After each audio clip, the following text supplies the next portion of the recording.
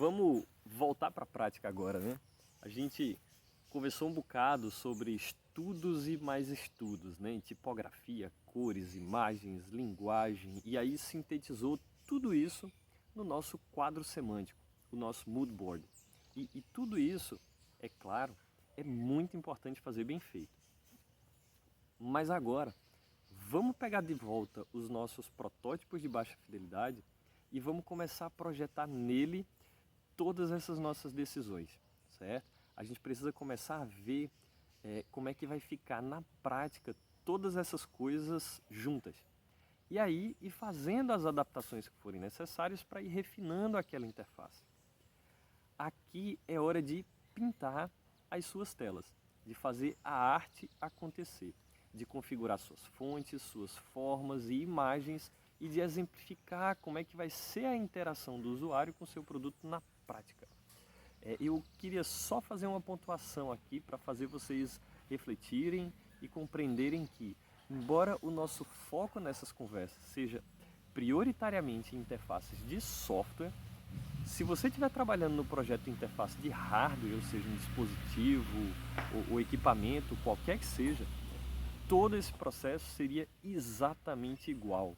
A gente iria seguir exatamente os mesmos passos, certo? Eu vou viajar aqui para um contexto bem diferente só para exemplificar para vocês.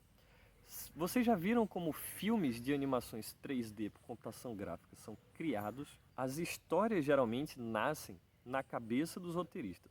Aí passam para os artistas que vão rabiscar a essência dos personagens no papel. Depois eles roteirizam os trechos da história numa espécie de história em quadrinhos para representar o comportamento e a interatividade entre os personagens e as cenas. Depois, eles modelam bonecos com material como se fosse massinha para demonstrar como vai ser aquele boneco por todos os ângulos, né? Só depois então é que, de fato, esse conteúdo é passado para o pessoal da computação. Então vejam, ideia, protótipo em papel, representação da interação, protótipos de alta fidelidade, tudo validado, encaminha então para a produção. É igualzinho o que a gente está fazendo aqui, certo? Mas lembrando que esse protótipo, no caso da gente que está trabalhando com o projeto de interfaces gráficas interativas, ainda é praticamente uma imagem ou uma pré-visualização do produto. Como eu falei em uma das gravações lá na fase anterior, uma armadilha perigosa nessa fase é o cliente ou o contratante achar que o produto já está pronto, quando na verdade ainda tem muita coisa para ser feita, né? E aí você pode usar praticamente qualquer ferramenta de edição de imagem para projetar o seu protótipo de alta fidelidade. Eu, por exemplo, já projetei interfaces no PowerPoint, porque eu precisava executar o protótipo na máquina do usuário e esse era o único software que ele tinha lá. Mas hoje você vai ter ferramentas muito competentes para ajudar nesse processo, como o Adobe XD, Marvel ou Figma, que já vão trazer até uns templates pré-prontos, uns modelos de elementos para você clicar e arrastar. E vão permitir também mais facilmente você projetar a navegação entre as suas telas. E isso é outro ponto a ser destacado. É muito importante que o seu protótipo de alta fidelidade consiga simular a interação, com campos que possam ser preenchidos, com locais em que cliques e toques possam ser dados, com mensagens que apareçam na tela, mesmo que seja tudo fake. Ou seja, né, os dados que estão ali não sejam necessariamente reais e não existe ainda um processamento de dados de fato dentro do software. Mas isso é importante porque em alguns casos a gente vai querer avaliar o nosso protótipo, ou seja, testar o nosso protótipo com potenciais usuários de verdade. Lembra que eu falei que a gente tem aí um monte de hipóteses de design a serem testadas e a gente não vai querer aguardar até o final da implementação do produto inteiro para checar se a gente tomou boas decisões, né? Quanto mais interativo o seu protótipo for, mais real esse teste consegue ser também.